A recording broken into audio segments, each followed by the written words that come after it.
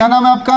अजय कुमार। कहाँ से हो अजय आप? मैं राजस्थान चूरू डिस्ट्रिक्ट से हूँ सर। अच्छा, आप किसका एग्जाम दे के आए और क्या दिक्कत हुई बताओ मुझे। मैं अंडर ग्रेजुएट लेवल सीबीटी 2 देने आया था सर। रेलवे का? हाँ रेलवे का। तो सीबीटी फर्स्ट तो मेरा हो गया था क्लियर। हाँ। और अभी सीबीटी 2 देने आया तो उन्होंने बोला कि ये कैपिटल में साइन है आपका।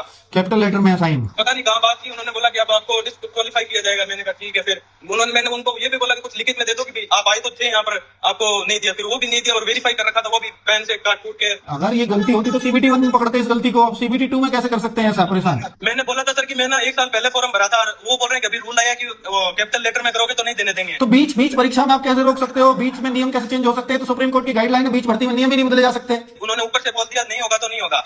भाई तुम्हारा केस बहुत स्ट्रांग है, बहुत स्ट्रांग केस है, आप तो इजीली आप जीत जाओगे इसमें। मैंने वो फिर उन्होंने वो जो रूल बताया मैंने उनको वो भी बताया था कि पहले लगा हुआ कानून वो रूल है वो अभी थोड़ी लगेगा। सही बात है। 1 साल पहले फिर वो भी उन्होंने इग्नोर करके बोला कि हम भी चाहते हैं बेटा तेरा पेपर लगे पर हम कुछ नहीं कर सकते। ऊपर से अरे भाई वहां से उन्होंने अपनी सरदर्दी डालनी है ऐसे प्यार से बात करके कि ये बच्चा हंगामा करेगा, इसमें सीधी सीधी रेलवे की गलती दिख रही है ना, तो वो इसलिए ऐसा आपको बहला फुसला के और वहां से भेजना चाहते थे और कुछ नहीं है। तो आपका केस लड़ लेंगे हम लोग, ठीक है? कोई दिक्कत नहीं है सर, मैं आ जाऊंगा।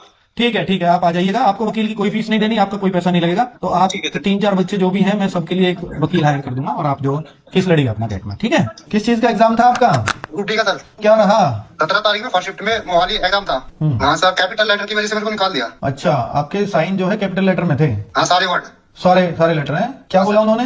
ये कैपिटल की वजह से आपको निकाल पेपर नहीं दे जाने का। तो आप कहते ना कि मेरा एडमिट कार्ड क्यों भेजा आपने, फॉर्म ही कैंसिल करते, मुझे क्यों बुलाया यहाँ तक, हैरान किया। उसी सिग्नेचर थे अगस्त में एग्जाम था एनटीपीसी का, वो भी देके आया हूँ मैं वहीं पे। हाँ चलो देखो, नोटिफिकेशन में वैसे साफ लिखा होता है कैपिटल लेटर में सिग्नेचर नहीं करने होते, रनिंग हैंड में करने होते हैं। तो भाई देखो, ये उन्होंने फॉर्म का एडमिट कार्ड नहीं देना चाहिए था, फॉर्म कैंसिल करना चाहिए था। अगर आप चाहते हो कि भाई इस पे एक कोर्ट में जाया जाए तो फिर हम आपका कोर्ट केस लड़ने को तैयार है। क्या दिक्कत हुई है आपके एग्जाम में? ग्रुप डी का एग्जाम था ना? सर मेरा ग्रुप डी का एग्जाम था सर, बीआईटी प्रतापपुर में सर। तो सर मैं दिए गए टाइम स्लॉट के अकॉर्डिंग मेरा एडमिट कार्ड आया तो मैं निकलवा के उसको फोटो वगैरह लेके अपनी आईडी लेके, बल्कि मैं 3 आईडी लेके पहुंचा, आधार कार्ड, पैन कार्ड और अपना वोटर आईडी कार्ड सर। ठीक है। मैंने सब कुछ अपना वेरिफिकेशन कराया। उसके बाद सर जैसी मेरी रूम में एंट्री हुई सर, N5 लैब दी गई मुझे वहाँ पे। हाँ। कि आपको N5 लैब में जाना है। तो मैं सब वेरिफिकेशन करा के अपना वहाँ पहुंचा। उसके बाद फिर जो वहाँ एग्जामिनर इन्विजिलेटर थी उसने कहा कि आपका पेपर नहीं होगा।